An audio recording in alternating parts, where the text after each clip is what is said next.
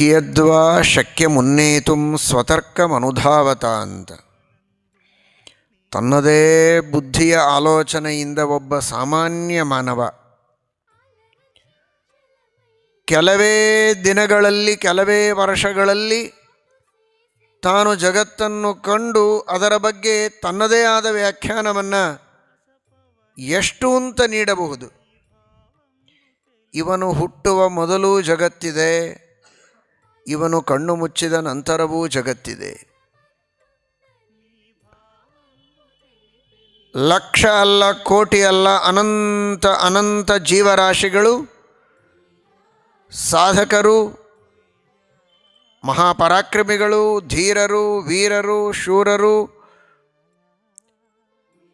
ಆಗಿ ಹೋಗಿದ್ದಾರೆ.